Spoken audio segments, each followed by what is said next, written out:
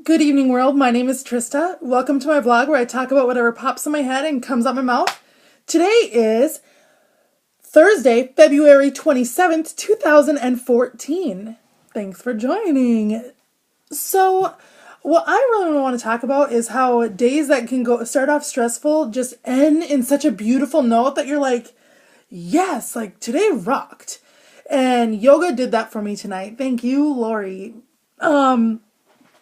I am very blessed to have a wonderful yoga studio. Actually, two. I have Orlando Power Yoga, Conroy in downtown, and I also have Altamont Springs Yoga, where I have not been in months, but I still consider it my home, and I love them so much. But today I had a yoga epiphany. That's what I'm going to start calling my epiphanies from yoga during my shavasana, or maybe a shavisani, shapiphany, a shapiphany. I like that.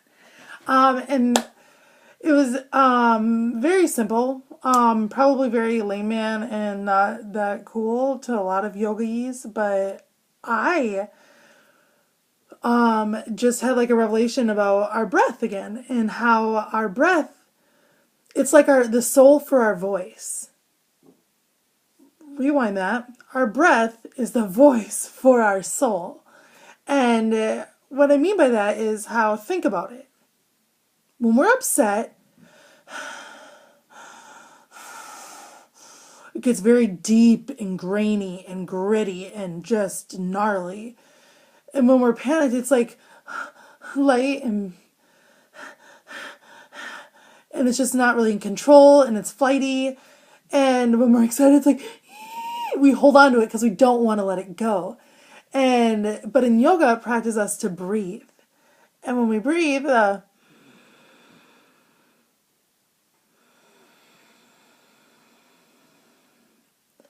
that's the controlled voice of our soul. And it's the way for us to listen to because they always say listen to your breath and everything else. And what's funny is because I contributed that, like I would just listen to my soul and my heart and what I needed in my body. And they're, like I've always said before, they're all together. And when you start listening to your breath, you're listening, your soul's speaking to you. And in postures, when a posture is getting hard or frustrated, that's your soul speaking to you that there's things going on that we need to work on. And it's okay. And instead of just like, when it gets frustrating, just to like, oh, no, down dog or child's pose, hold it out and just live and breathe in that moment and listen to your soul and what that posture is telling you.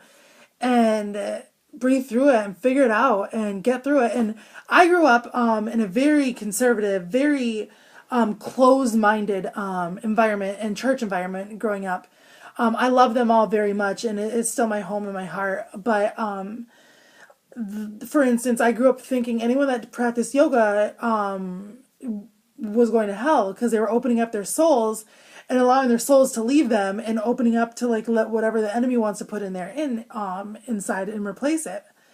And that's just not the case. I just know from experience. I mean, I love God with all of my heart. I really do. And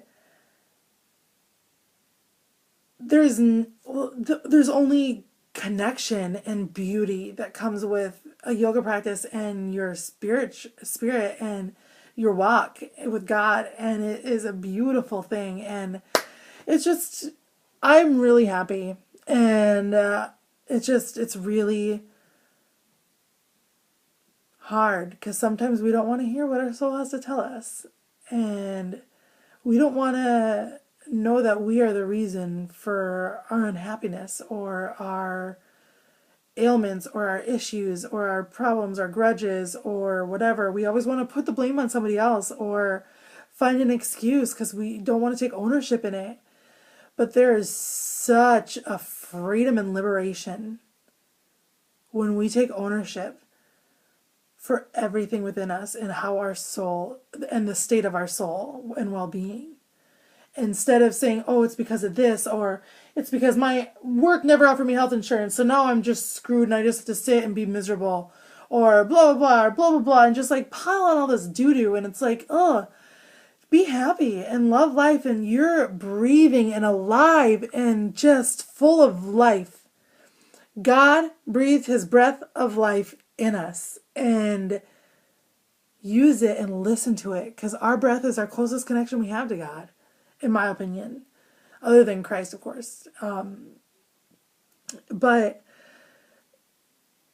in our daily lives, like, that is what we can listen to and hear and follow that with the Holy Spirit, and life can be good. And it's not always going to be a bed of roses, but as long as we have those two guiding us,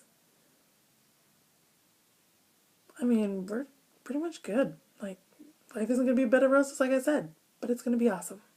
So that's my Shapiphany of the day. I hope you guys had a great Thursday, and here's to a TGI Friday tomorrow. Enjoy it or else. Good afternoon, good morning, good evening, and good night. Peace out.